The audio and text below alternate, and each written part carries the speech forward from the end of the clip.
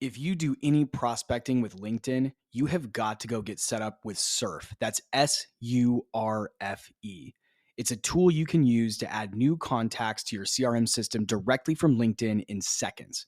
I'm using it every single day. I add contacts, follow my deals, keep track of notes, and it ends up saving me a bunch of time on prospecting and outreach, which means I can spend more time moving my deals along. The data is always 100% accurate since I don't have to copy and paste all the fields over from each and every contact that I want to put in my CRM. Instead, Surf does that all automatically with just one click in about 60 seconds. The team over at Surf has put together a very special offer for fans of sales players. There's a link down in the show notes, and you can use the promo code JWSurf5. Don't forget the E at the end of Surf. That's JWSurf5 for 5% off your first year. Don't spend another minute doing things manually. Go get set up with Surf.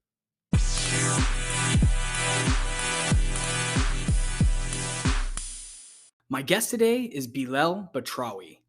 Belal is arguably one of the most entertaining, interesting, and influential guests that I've had on the show to date, and I'm just over the top excited to introduce him as a guest. He changed the way that I'm thinking about doing my own selling. From prospecting to presentation skills, he has some really, really great insights on the buyer's journey and how we as salespeople can sort of elevate the profession by shifting our focus from who we are and what we do and all the fun things our product does to who is the buyer, what problems are we solving, what impacts are we having. He has this whole framework called the mic drop method for cold calls. I'm going to post a link to access this. It's a free resource he's put out there. It's amazing. I've started implementing it and I can't believe how different my conversations are. So he is the founder and creator of Death to Fluff. If you've been on LinkedIn for long enough, you've likely seen some of the content he's putting out there. He has well over a decade of experience in a number of different early stage technology startups. And I'm just so impressed with his approach to everything. And he's talking about a lot of topics that no one else is talking about in the space. And that's why I was so glad to have him on the show. So with that, welcome Belal to the SaaS Sales Players podcast.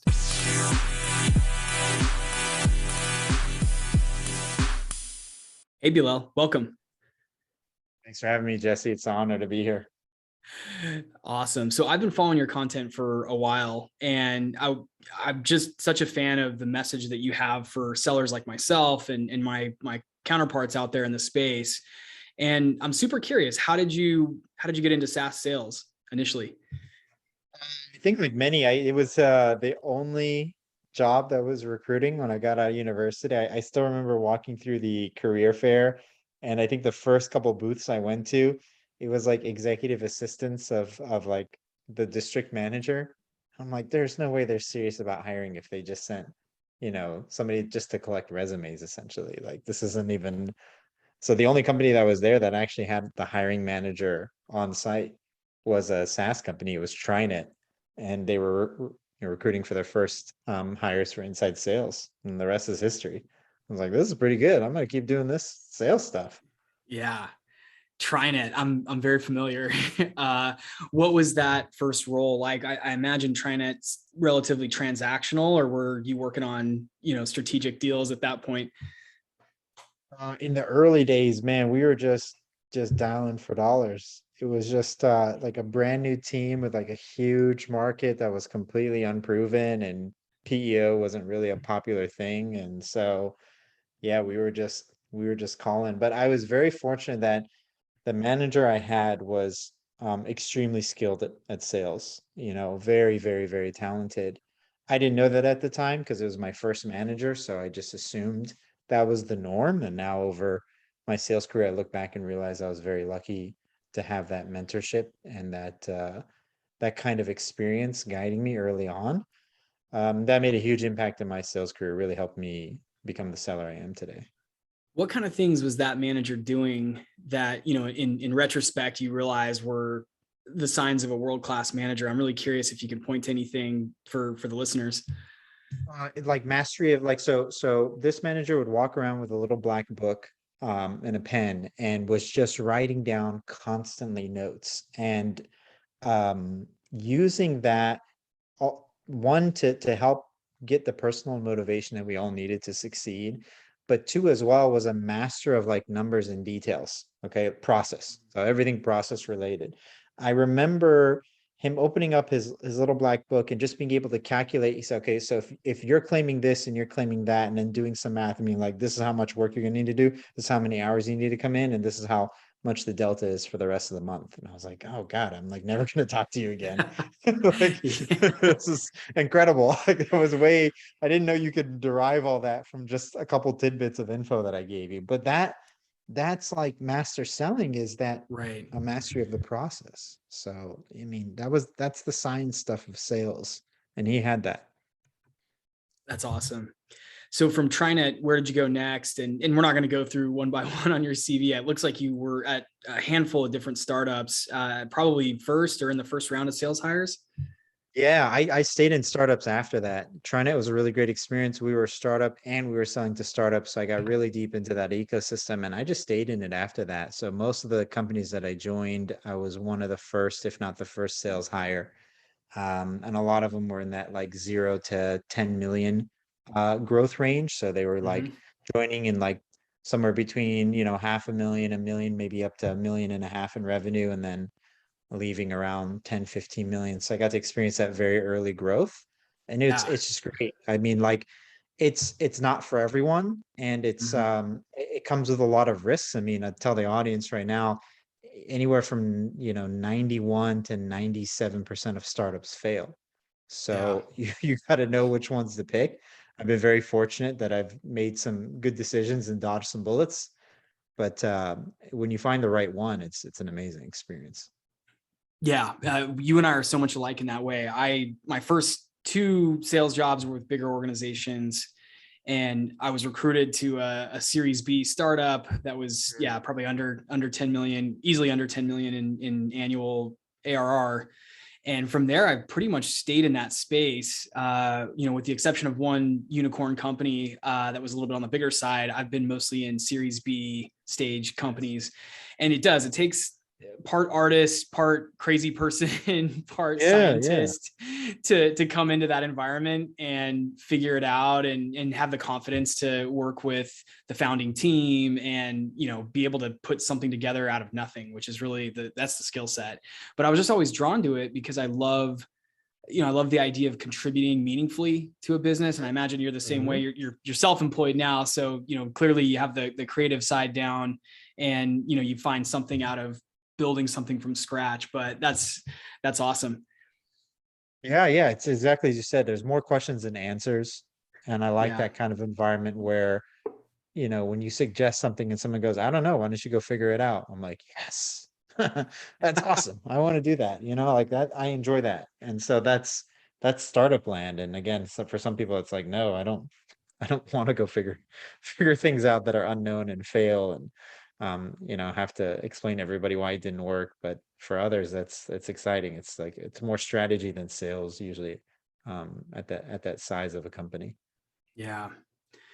So tell us about what you're doing now with Death to Fluff. And I know I can't remember when I started following you on LinkedIn, and I think I know you as the guy that's bonus for reading the comments. Yeah.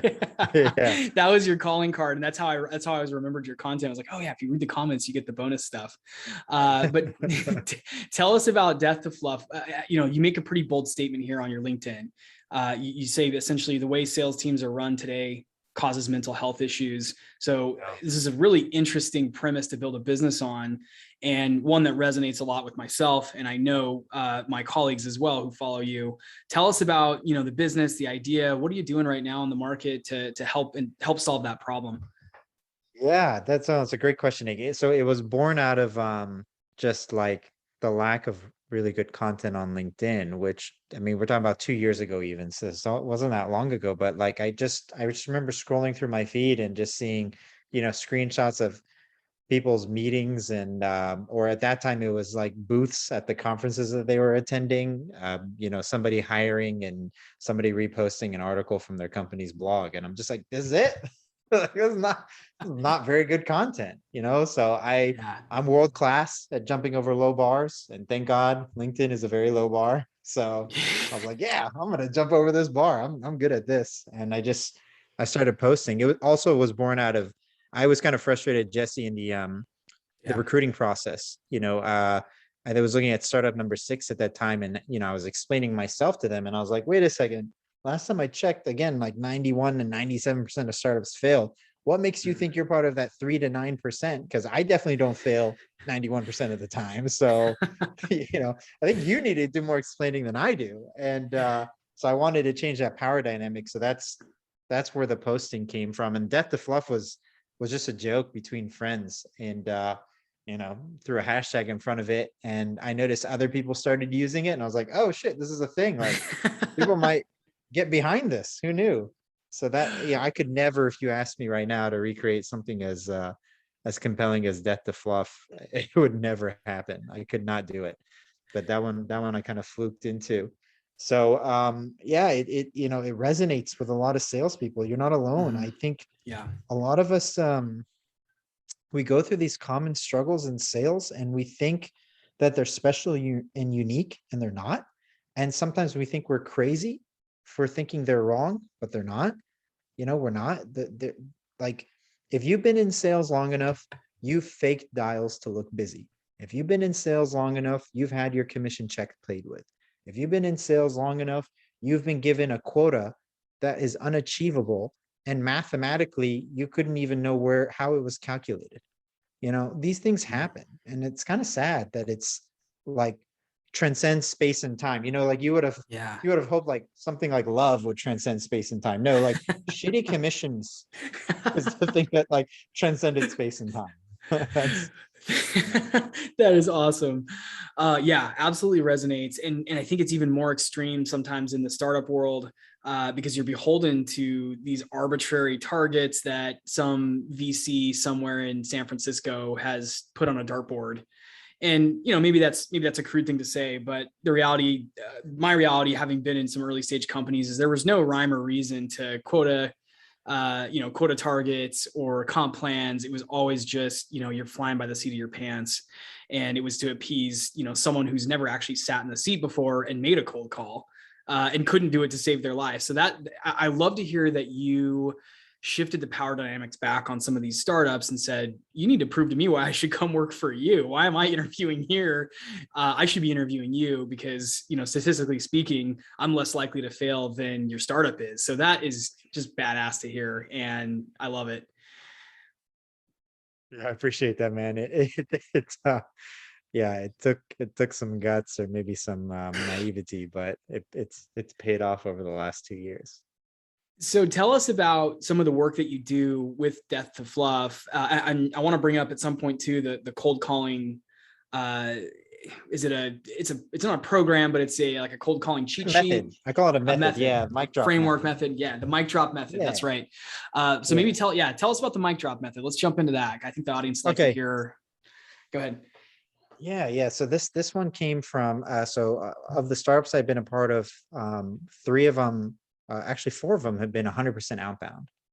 And so it's tough, right? Like, especially when you're in like a company that's founder led sales, and all of a sudden you're one, the first or one of the first sales hires, and they're like, okay, now, go prove this to the rest of the market. And I mean, it's really hard to pitch a product that has no market presence, might be completely novel, or replacing a very well ingrained old guard incumbent. And and you're trying to do it in cold calling, which is one of the least effective methods for generating business statistically. So it's like triple whammy. I don't know, that might be 4 whammies there. I don't even know. So it's the odds are stacked against you for sure.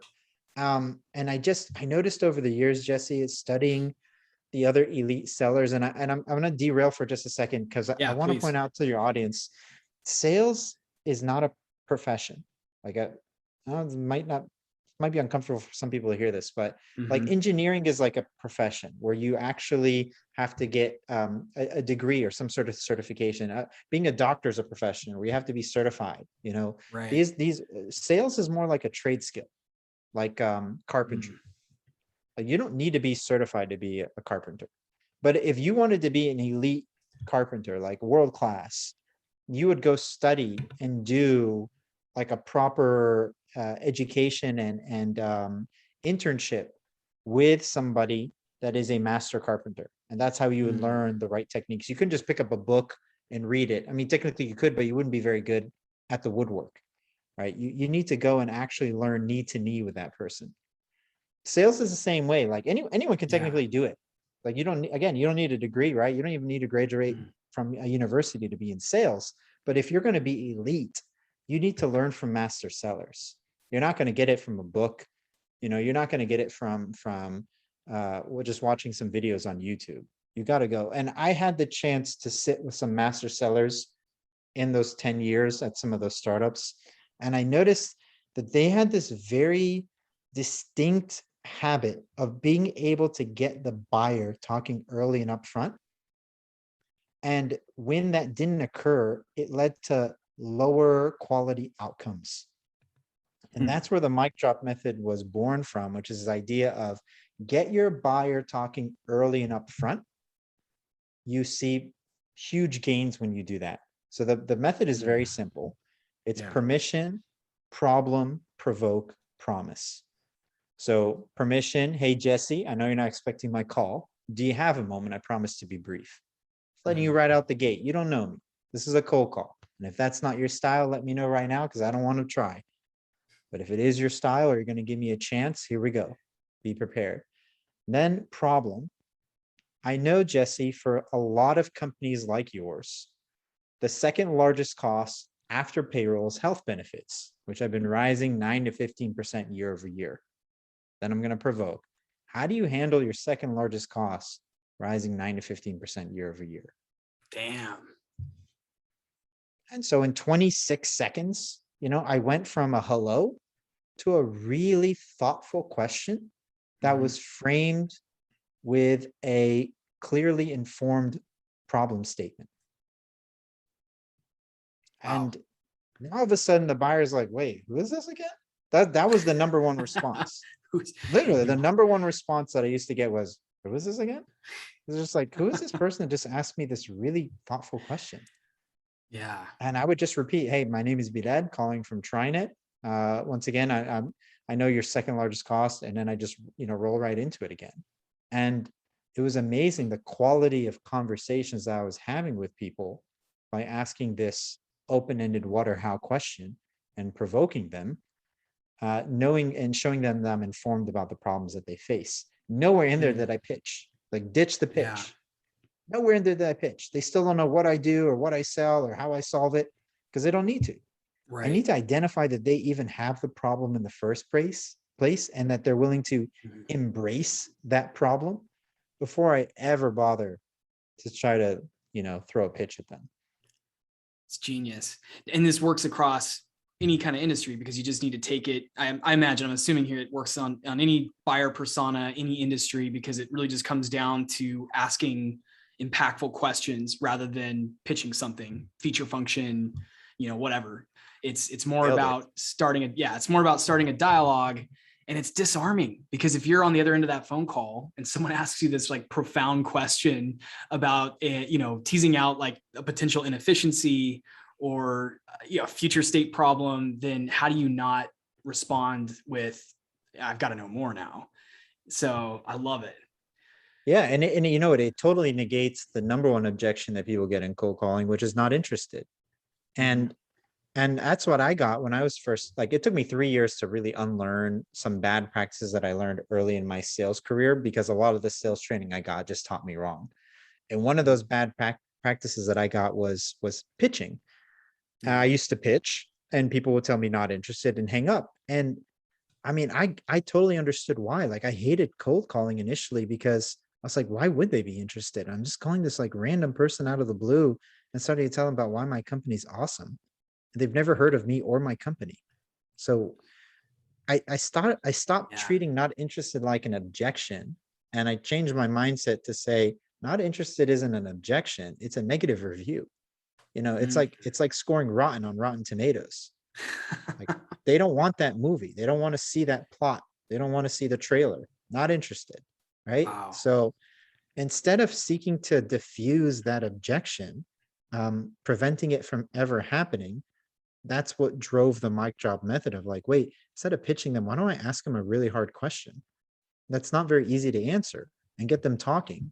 And sure enough, when I get them talking the first, 30 to 45 seconds of a cold call, it completely changes the dynamic of the call and the outcomes that I get. Is there a way to also sort of take this mic drop methodology and put it into a cold email, or is this specific for calling? There is, but the common mistake that people make is that so you want to be repetitive in your messaging across all channels so that there's a common theme, and the buyer can then create some brand recognition to the problem you're trying to address. But you got to respect that every medium gives you flexibility. So what I can do on a cold call with my voice is different than what I can achieve in an email using text, is different than what I can achieve sending a LinkedIn message. Right. So in email, you want to be a little bit more story driven and just give slightly more narrative, but it's the same problem. So it's going to be the same problem statement, and it's going to be the same question. But because over an email sequence, I can build a story. So touch 1 just sets up touch number 2. Touch 2 just sets up touch number 3. And on touch number 4 through 7, that's when I'm going to ask you for something, because statistically speaking, that's where the highest likelihood to respond is. That your highest response touch rate on pretty much any sequence, and you'll see this repeated in the state of sales reports from like Outreach and Sales Loft and other tools like that, is touch 4 to 7 typically. So if that's the case, then build a story. Use your first set of touches to tee up basically a storyboard where you can then deliver that punchy question in somewhere between touch 4 to 7 and get your highest response. It's amazing. I love the framework. So how do you now take this framework? It sounds like you help companies implement this on their sales teams. What is that process like? I'm just, curious how that scales, across maybe a whole inside sales team. So the first thing that has to happen when companies try to adopt this is they have to undo the curse of knowledge, which is, again, something I was not taught in any of the sales trainings. I've done like 6 different sales trainings, Jesse. So I've done like Sandler and Winning by Design and Challenger and all these different ones. And they were all great. They all taught me different things and I was able to take from them. But one thing that none of them taught me was the curse of knowledge, which is that, I know everything about my company and product. My buyer knows pretty much next to nothing. And so when I speak to them, I typically speak from context that they don't have, and there's a huge disconnect there. So this is like why you'll see a lot of sellers say, I help blank with blank, right? The problem with that sentence is the seller is the center of that sentence. The seller is the hero. I help you with your problems. Interesting. Right? But that's because you're cursed with knowledge and you know all the ways your company has helped your customers. But you're not talking to a customer, you're talking to a buyer. So you need to flip the sentence to be like, have you had issues in the past with, or have you had enough of dealing with blank? Because when I say that, that sentence is about you, not me. I've removed myself from center stage and I've put you as the center of the sentence. Holy shit, man. That's a hard shift.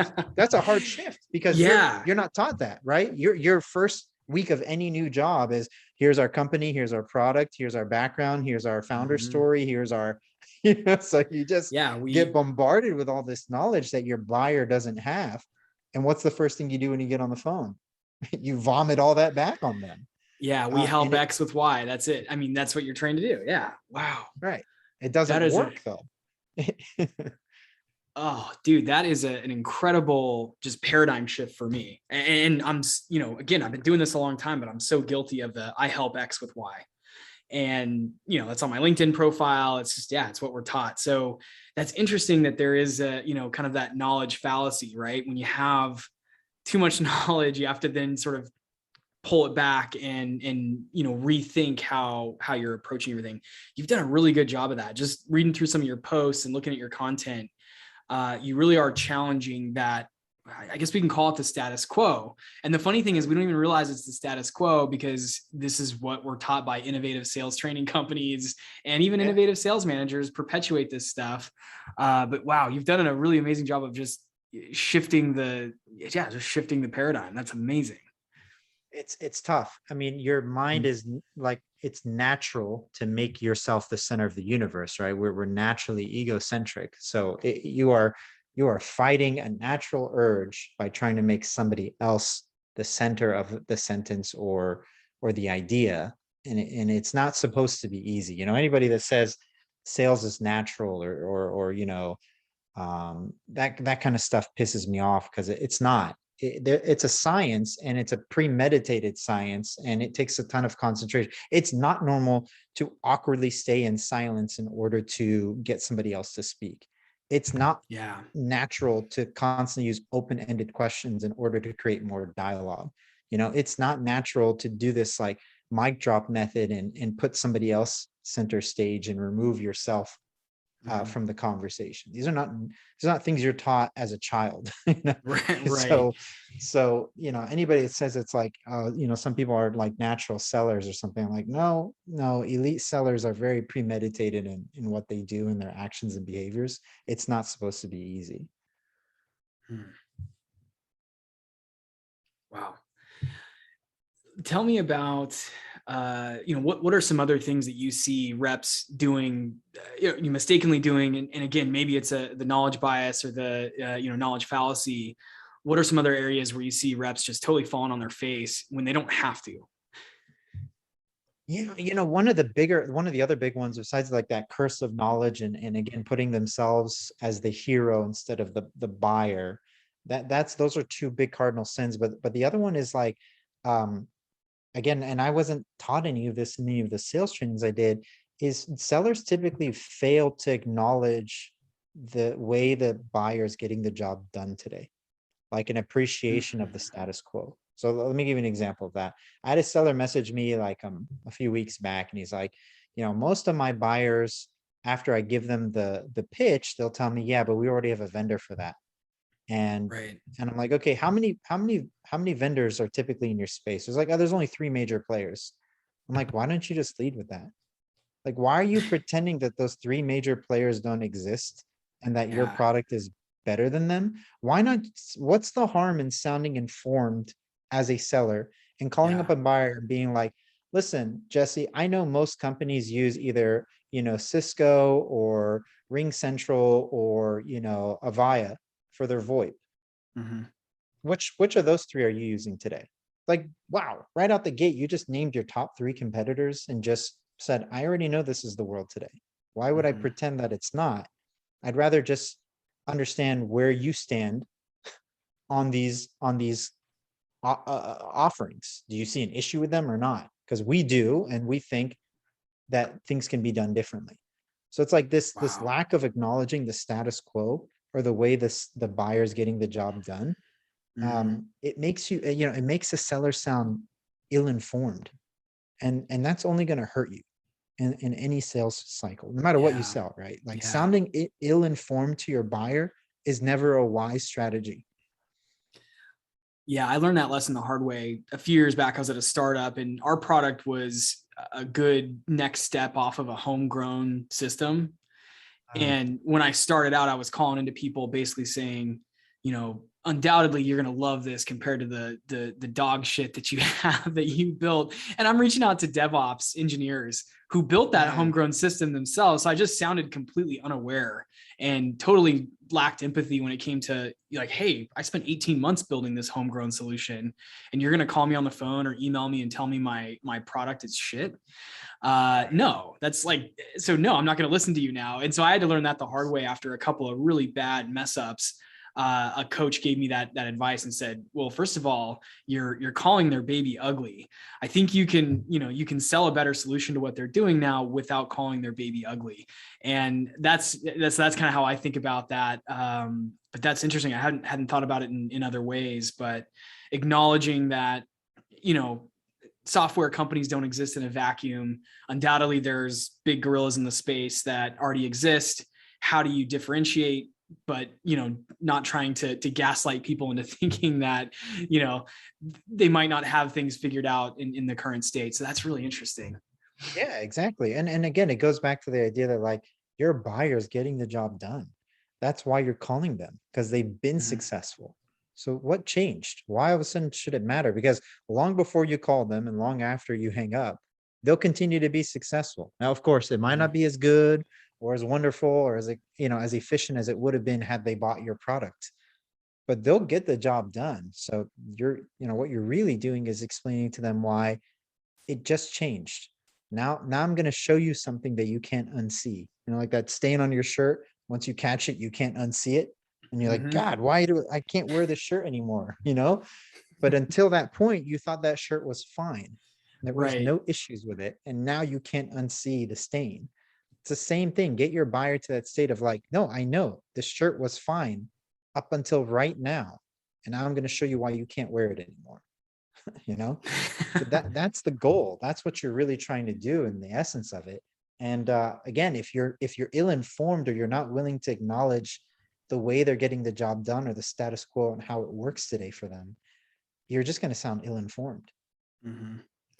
I read a post you put out there a couple days ago, maybe it was a couple weeks ago, about emotionally charging your sales messaging. Tell me about that a little Mm. bit.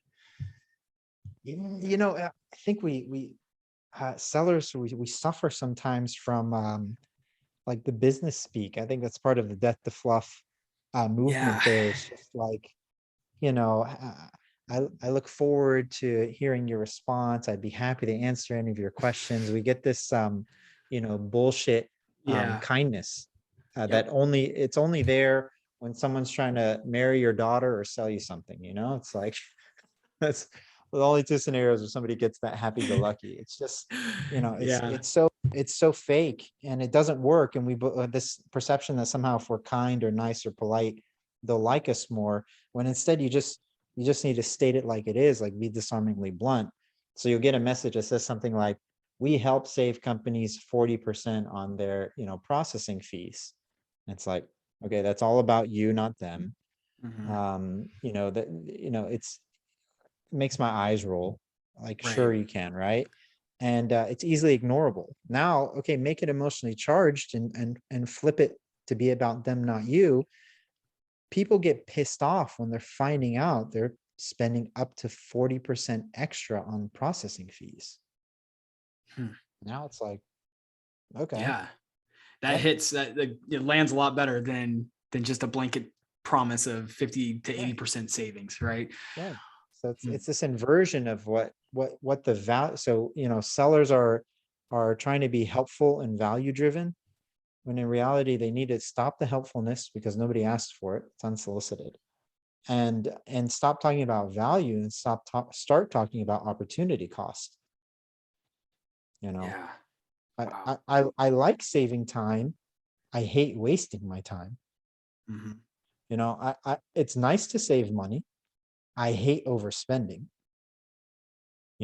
So Hmm. what does it cost me if I don't change? If I fail to adapt? What's it going to cost me? Because everybody understands um, being last or missing out. That's Hmm. universal, Oh yeah. right? Doesn't matter what culture you're from, what religion, what part of the world you were born in. That's a universal principle. Don't be last. Hmm. Wow. Don't lose out, right? Don't do things the hard way when there's an easier way. So, Hmm. use those universal principles, those universal principles of humanity to your advantage as a seller. Yeah, you talk a lot about psychology, human psychology in your posts and in your content. Did you study psychology, or is it just more of a passion and you can see the business application of it? It was a passion. I think I had enough credits at university, or it was like a couple short to get a minor in psychology. Nice. I definitely enjoy it. My wife has her master's in psychology, Oh, so we wow. talk about it often. I like that stuff because I'm hella lazy, Jesse. I mean, God, I am one of the laziest people you'll meet, and I like the easiest path from A to B. And psychology Yeah. constantly gives me that. It's like, it's amazing. Some of the research that I find in psychology dating back to like the 50s and like Mhm. 40s. And I'm just like, none of my sales training taught me this. And, science has known this for like 60 something years. What the hell? Like, what's going on? Yeah. Like, I'll give you a crazy one. I'll give you a real example here, Yeah, Jesse. let's Just hear so it. your listeners might not believe me, okay? But the All right, Max Planck Institute in Germany. Okay, I think Mhm. this was back in like 2010 or something, but somebody fact checked me and looked this up. The Max Planck Institute in Germany, over a decade ago, does this study where they can determine the decision somebody's going to make a full 7 to 10 seconds before the person's even aware that they've made a decision. How do they do that? I know, right? Well, Yeah, what first off, that's crazy. Like yeah. 7 to 10, like think about how long, like, let me just count 7 seconds right now in silence, just so people can appreciate how long this is.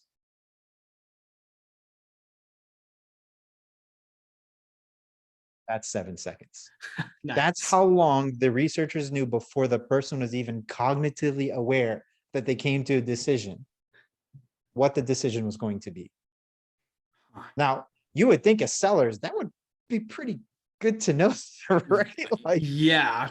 Yeah. um, now you tell me, in any sales training you've ever done, and any SKO you've ever attended, anything, have you ever heard about that research? Not at all. And did you say it's more than 50 years old?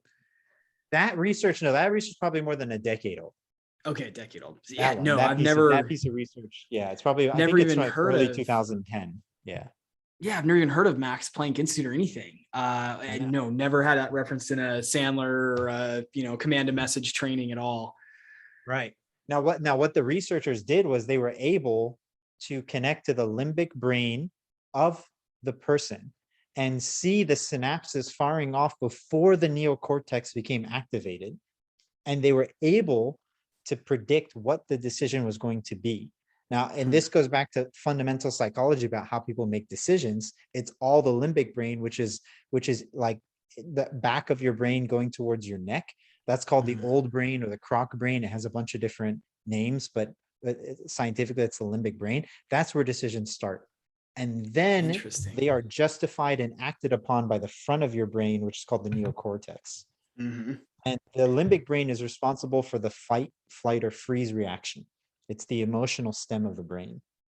And that's why emotional messaging works. That's why stories work, because stories typically invoke our emotions.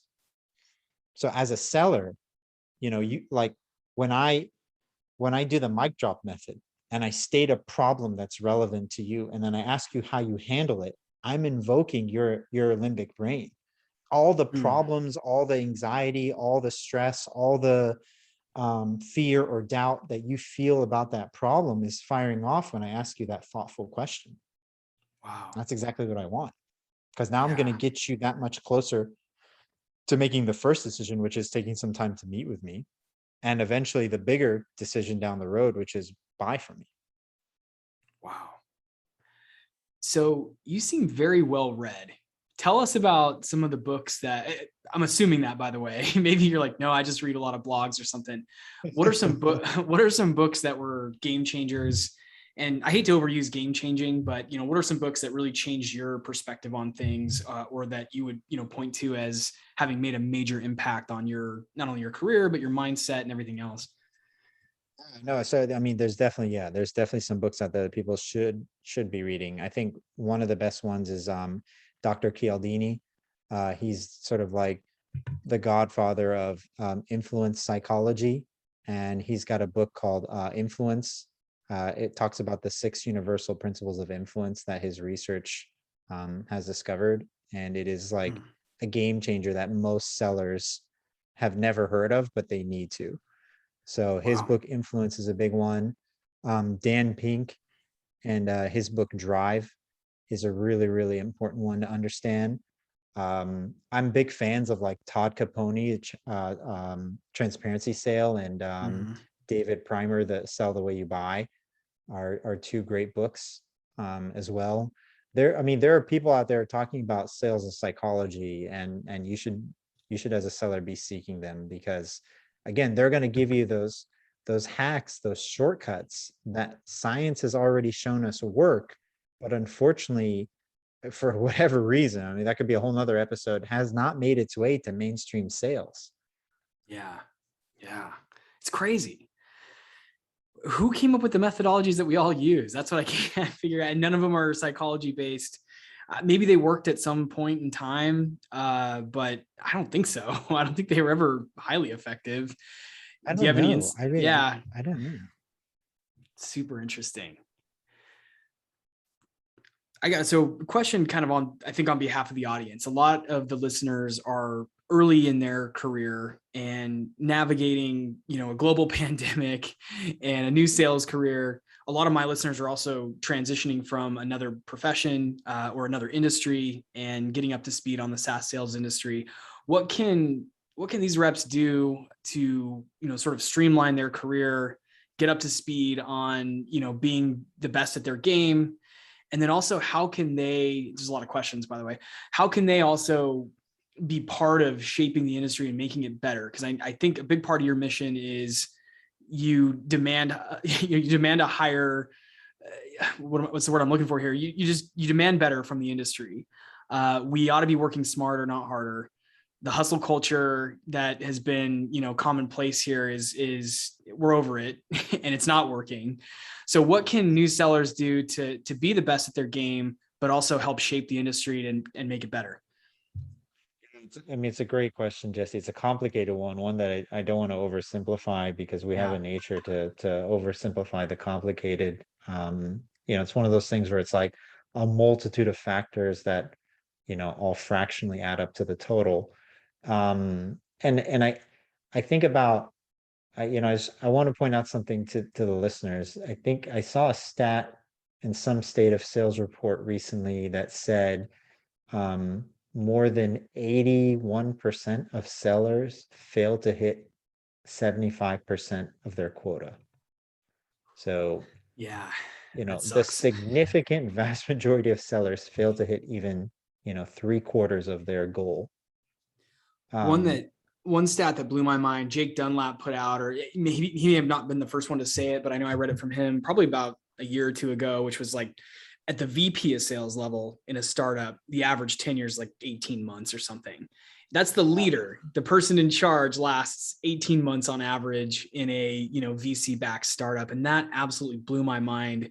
And I'm not going to lie, it made me a little bit depressed, because a lot of us are, especially a lot of my listeners are probably thinking, man, one day I want to be that guy or that girl that's the VP of sales at such and such startup. But when you hear a stat like that, it's a little devastating. It is. Yeah. I mean, so like it 100% should be. And like, so here's the thing, there's, in anything, there's more mediocrity than excellence, right? Like the ratio to mediocrity to excellence in anything, is going to be disproportionate. Sales is no exception to that. There's a lot of mediocrity, there's very little excellence. So that's just something to keep in mind. And just so like your listeners know, personally, I've been the number one rep at 4 startups. And I've been the dead last. I'm not talking about like bottom third. I'm talking about like last place at 2 startups. So, and they didn't come in order. It was like first, last, first, last. So it wasn't like in the beginning days, and I didn't like, it came in the middle. I still knew how to sell, but I was just at the wrong company with the wrong product, with the wrong management, with the wrong mindset, everything, and performance was non-existent. So the thing about sales is that there's a lot of factors that are going to be outside of your control that are going to dictate your success. Okay. Product things, competition things, pricing things that like you don't necessarily have full control over, but they're going to impact, even from the buyer side, that are going to impact your success. That's one thing to keep in mind. So detaching from the outcome is a really, really important thing for resiliency. Yeah. To build resiliency, to realize that the dashboard doesn't define you. The metrics don't define you. When I was that dead last seller at my 3rd startup, I went and got another job. Like I didn't quit sales. I was like, okay, that wasn't right for me. I'll get back because I know I'm Yeah. doing it right. That just wasn't the place to do it. It's like when you see an elite athlete and they get traded to a new team and all of a sudden they don't perform as well as they did on the prior team. It's a different system, it's a different style of play, and they don't adapt Mhm. well. You're going to see that in your career. So just be open to the idea that you're going to stumble. That's, Hmm. build that resiliency and just know that that's going to happen. That's the first thing. And the second thing Yeah. is, your success as a seller, and your ability to reach the top levels is execution over time. Okay. It's not any Mhm. single month or quarter, right? No single month will carry your entire year. It's extremely rare that that would ever happen. Right. You're going to have to be consistent month over month, year over year. And that comes back to process. Process is what leads to successful execution. So the Mhm. seller that thinks about, for example, okay, if my win rate is 12%, is it easier for me to increase my win rate from 12 to 14%? Or is it easier to decrease my loss rate from 88% to 70%? Mm. Interesting. Yeah. What's easier for me to do? You know, let me be more efficient with my time, more ruthlessly efficient. Stop selling to people that aren't going to buy. Have a kind of a Six Sigma mindset, cut the waste. Mhm. And that's going to lead to more consistent results. That's a process driven seller. And again, your sales training is going to teach you this, but Yeah. you will learn this if you sit down with master sellers, because you will see them ruthlessly disqualifying, being extremely guarded with their time, only committing to people that have shown a willingness to change and buy. And you're Mhm. like, okay, this is a completely different mindset. So like a mindset of abundance. Like if this isn't going to work out, no, thank you. I'd like to stop it here and save my own time and yours and find somebody that is going to go through the process with me. And that's the difference between an elite and average seller. The ones that are hitting plus 150% and the ones that kind of hover at or below quota. That's awesome. Nah, that's solid. It's huge. Yeah, that's amazing advice. Hopefully, everyone can take that to heart who really wants to be at the top of the game, top of their game, and be a world class, high performance seller. That's so awesome. Appreciate it. It came from experience. Trust me. I learned more about myself being dead last twice than I ever did being number one 4 times. I could tell you that. Wow. Well, Belal, we're coming up here on an hour, and I actually have a hard stop. What I'm thinking is we need to have you as a recurring guest on the show because I think we could probably talk for 5 more hours with all the questions I have for you. And this interview only led to more questions, so we need to get that book sometime. But just really quickly before we wrap up, where can my listeners reach you, find you? Tell us all that good stuff. Where can we find you online? Probably not hard to find you Sure. on LinkedIn, but anything else and anything else you want to share as final thoughts and parting. I appreciate it, Jesse. Yeah. So LinkedIn, first and foremost, please follow me there. I've got a newsletter that will be launching very soon, death2fluff.substack.com to sign up for that. And if you Google search my name or search me up on YouTube, you'll find some videos I've done with Jason Bay and a few others going into a little bit more detail, some of the stuff we talked about, like the mic drop method, like some of the Yeah. sales psychology and so on. And I highly recommend listening to that to get a more in-depth understanding of some of those methods and tactics. So, but definitely the newsletter is probably the best place outside of LinkedIn Cool. to find more of my content. Yeah. And I will post in the show notes the mic drop method, the link to the mic drop method, which is also in your LinkedIn profile and your featured section. Free worksheet, man. Price is right. Like it is free 99. Get it. Yeah, that is awesome. I actually can't believe you're giving that away for free, but that's another conversation for another day because I feel like it's incredibly powerful. I'm downloading it right now and I think I'm going to grind out some calls here this afternoon. Nice. Well, Belal, thank you so much for coming on. We really appreciate it and looking forward to the next episode. It's my honor. Thanks for having me, Jesse. Thanks for the thoughtful questions. And I'm excited to hear from the listeners any results they get. So please keep me informed on any results you guys get. I love hearing the wins.